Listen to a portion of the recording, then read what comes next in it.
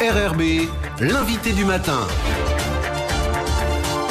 Notre invité ce matin, Jean-Luc Bernard Colomba, bonjour. Bonjour. Merci d'être avec nous. Vous êtes le directeur de la DEFE, c'est la direction de l'agriculture, de la forêt et de l'environnement. Une direction finalement du gouvernement qu'on connaît assez mal. C'est une direction mixte, c'est ça, gouvernement et État ? Exactement, direction, État, gouvernement, pardon. Il faut démarrer le début de journée, c'est toujours un petit peu difficile. Mixte, pour le gouvernement, la mixité joue sur le côté enseignement agricole, qui est de la compétence pour le secondaire, entre autres en ce qui nous concerne, du gouvernement. Alors, Sandrine le disait, les derniers oraux de rattrapage du baccalauréat sont en cours. On aura tous les résultats officiels à partir de demain après-midi. Mais chez vous, dans l'enseignement agricole, ça y est, on sait où on en est. Un petit mot tout d'abord de cette filière d'enseignement agricole. Ça représente combien d'élèves ? Comment les choses se passent ? En Calédonie, on a à peu près 600 élèves, ouais. Répartis dans 7 établissements. Alors, des lycées. 2 lycées de nature typiquement agricole, avec des classes comme dans tous les lycées, et des outils directement professionnels des exploitations agricoles. Et pour le lycée de Pointe-Boute, ils sont rattachés aussi des établissements de formation continue. L'enseignement agricole, c'est toute la vie pour les agriculteurs, mais pas seulement les agriculteurs, les métiers de l'environnement et les métiers de l'aménagement du territoire. Et puis 4 maisons familiales qui sont dans le nord, dans la province nord, 4 maisons familiales qui offrent aussi une formation différente, avec des outils un peu différents, donc formation privée, non confessionnelle, le lycée d'Oneva-Wailou, formation privée également, mais confessionnelle, et puis le lycée du Mont-d'Or, polyvalent, ici donc directement un lycée de l'enseignement général de l'éducation nationale, avec 2 classes de CAP qui ont ouvertes pour la première année, l'année dernière, et donc on est en première promotion de diplôme cette année. J'aimerais qu'on revienne juste un instant sur les maisons familiales rurales. J'avais dans l'esprit que ça n'existait plus en Calédonie, pourtant vous nous dites qu'il en reste 4. Voilà, il en reste 4. Donc les maisons, c'est une réponse éducative différente, basée sur des initiatives de parents, qui en association montent ces établissements. Donc on est sur de l'établissement de petite échelle. On va avoir jusqu'à une vingtaine ou une trentaine d'élèves qui peuvent aller de la 3e jusqu'en métropole. On a des BTS qui sont conduits en maison familiale. Petit exemple, en métropole plus la Calédonie, plus l'ensemble de l'outre-mer, les MFR couvrent 60 000 élèves, autant que d'élèves de la Nouvelle-Calédonie. Donc c'est un outil qui n'est pas anecdotique, qui sait faire, qui sait traiter des masses d'élèves autant qu'en Calédonie. Il en reste 4, après quelques turpitudes, quelques difficultés, et le gouvernement, la DAFE et l'Union nationale des maisons familiales travaillent avec chacune des maisons, avec un chargé de mission qui sera là, qui est là depuis cette année, qui restera 2 ans en Calédonie, pour reconstruire, rebâtir ces maisons. C'est le principe de la maison, on reconstruit, mais en réponse vraiment directe à la fois au territoire de proximité de ces maisons et des parents, parce que ce sont les enfants derrière qui sont accompagnés. J'aimerais qu'on revienne sur les résultats de cette année dans les filières agricoles. 70% de réussite, et pourtant vous disiez hier en conférence de presse, c'est des résultats qui sont entre moyens et faibles. Oui, on a l'habitude, peut-être trop souvent l'habitude de comparer avec le résultat national.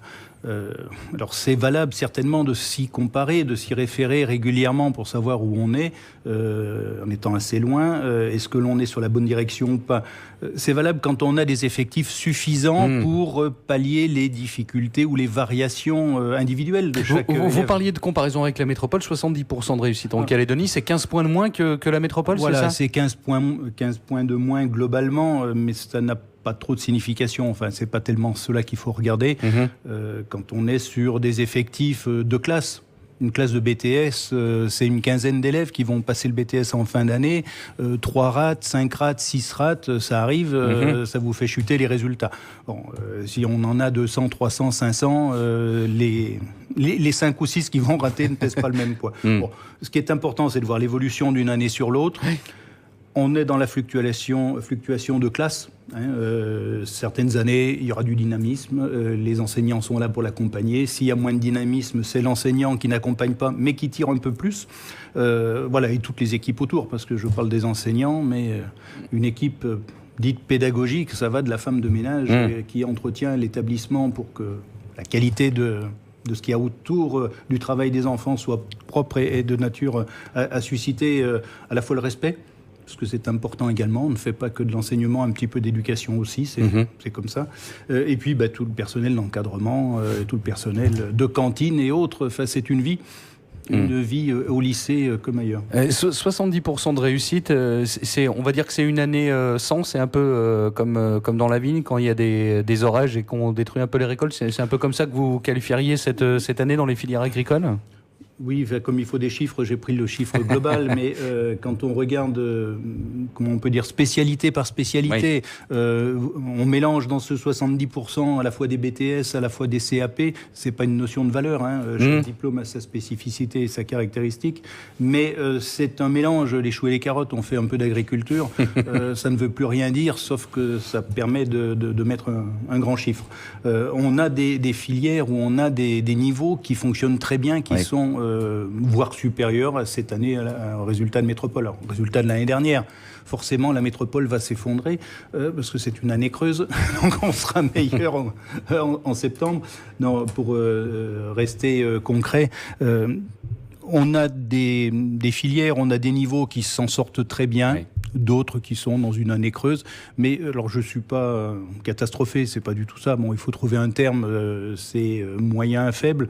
Mais globalement, c'est meilleur que l'année dernière, donc c'est bien. Et surtout, on a atteint dans le passé, mais là, avec toutes les fluctuations individuelles des élèves, on a atteint dans le passé les mêmes niveaux qu'en métropole. Donc, l'organisation, la qualité des enseignants, la qualité des établissements est là et c'est produire la même qualité de diplôme qu'en métropole. Est-ce que les filières agricoles attirent toujours les jeunes calédoniens ? Vous disiez 600 élèves à peu près dans les filières agricoles. C'est un chiffre qui est satisfaisant ? Alors, il y a une grande possibilité d'augmenter. Oui. C'est-à-dire qu'il y a une appétence pour l'enseignement agricole, alors qui n'est pas que la production agricole. Je le redis, parce que c'est vrai que le mot agricole réduit un petit peu le champ. C'est de la formation à la production agricole, mais c'est de la formation au métier de l'environnement et au métier d'accueil en milieu rural, de développement des territoires. On a une forte pression, alors on appelle ça le taux de pression en enseignement, c'est-à-dire le nombre d'élèves qui en premier vœu veulent aller dans une classe particulière, c'est leur choix. Et sur certaines filières, certains bacs, on a jusqu'à 3 fois plus de demandes que de places dans la classe. Donc c'est pas une filière ou c'est pas un enseignement qui se fait par défaut. On est sur de la voie professionnelle et on est très souvent sur des choix qui sont des premiers vœux, mais vraiment avec des pressions très très fortes sur certaines filières. Ce que vous êtes en train de nous dire globalement, c'est que dans les filières agricoles, on forme pour un métier, alors que dans les filières plus traditionnelles, on forme plus pour un diplôme finalement ? L'enseignement agricole est de l'enseignement professionnel. On a aussi de l'enseignement professionnel du côté de nos collègues de l'éducation nationale. Donc on a aussi cette finalité. La grande particularité quand même de l'enseignement agricole, c'est une co-construction, une co-gestion. Alors bien sûr, l'État est toujours là, mais la compétence est de la Calédonie et du gouvernement calédonien. Mais l'outil est une finalité, non pas diplôme uniquement. Il faut fabriquer, entre guillemets, des têtes bien pleines, bien faites, mais aussi qui vont avoir un métier. Et l'objectif, c'est l'après. C'est l'après. Toute la particularité, c'est de voir, par exemple, des lycées dont le conseil d'administration est présidé par un professionnel agricole. Donc on s'inscrit dans une finalité à 2-3 ans de modifier des filières, adapter. La faiblesse de l'effectif, qui pourrait être un handicap, est un avantage. Ça nous permet d'innover, de modifier. Et les lycées ont une grande liberté. On n'est pas sur les mêmes effectifs, on n'est pas sur les mêmes outils. Donc c'est ni mieux ni moins bien, c'est pas le problème. C'est une autre manière d'accompagner un enseignement au sein de la République. Et est-ce que l'on sait pourquoi les jeunes sont attirés par ces filières agricoles ? C'est parce qu'on est fils ou fille d'agriculteurs, ou est-ce qu'on sait pourquoi ces filières attirent ? Oui, alors, il y a le côté fille ou fils d'agriculteur, mais enfin, dans tous les métiers, peut-être même dans le journalisme, les enfants d'un journaliste ne voudront pas être journaliste. Je vous confirme. Ça. Voilà. Donc on a aussi beaucoup de professionnels agricoles dont les enfants, et eux-mêmes ne voudraient pas que, parce que c'est un métier très dur, ne voudraient pas que les enfants poursuivent ça. Mais il y a quand même un attachement à la terre, à la nature. C'est symbolique, c'est un petit peu l'image d'Épinal, mais il y a vraiment un engouement pour ce métier. On ne vient pas à l'agriculture par erreur. C'est vraiment une construction, soit depuis tout petit, et on a accompagné ses parents, et effectivement, là, il n'y a pas d'autre finalité que d'être agriculteur. Il y a le côté patrimoine familial, on touche d'autres valeurs que simplement le métier lui-même. Il y a l'attachement, il y a l'héritage, il y a le sol, il y a tout ce que l'on peut y mettre derrière. Et puis beaucoup, alors on le voit peut-être plus en métropole, parce que la Calédonie est un pays plus jeune, avec une agriculture différente de la métropole, mais de plus en plus de jeunes hors cadre familial, comme on dit, qui veulent s'inscrire dans l'agriculture avec toutes les contraintes qu'il y a derrière. L'enseignement permet de lever certaines contraintes, mais il reste le foncier, il reste le financier, il reste des tas de choses encore derrière. 70% de réussite, globalement, vous le disiez, ce n'est pas un chiffre qui vous inquiète forcément pour la suite ? Non, c'est pas un chiffre qui m'inquiète. Je vous l'ai dit tout à l'heure, on a déjà atteint les mêmes réussites qu'en métropole. C'est pas le souci, là, c'est du ponctuel. Il fallait trouver un qualificatif. Ce qui est important, c'est que on forme des jeunes, globalement, sur ces filières-là, qui vont répondre à un besoin de la population, un besoin du territoire. Donc, ce qui m'importe plus, c'est de bien conduire des jeunes dans des filières où ils pourront avoir un métier. Alors, aujourd'hui, on va trouver plus de diplômés de l'enseignement agricole dans des métiers autres que l'agriculture, la fonction publique, voire la fonction politique pour quelques-uns. Mais ça, c'est de notoriété publique. Et puis, ça offre aussi d'autres visions du monde. Mais on a aussi beaucoup de cas où de jeunes sont rentrés dans la fonction publique et puis des opportunités, soit familiales, soit extérieures, les ramènent à leur vocation initiale, j'allais dire, à leur rêve. Et ils reviennent à l'agriculture. Et de voir que la formation a permis justement de pouvoir s'adapter, se diversifier, et puis de rebondir en fonction des aléas de la vie, comme on dit. C'est plutôt l'important, c'est ça. C'est de former les gens à être réactifs, à saisir les opportunités.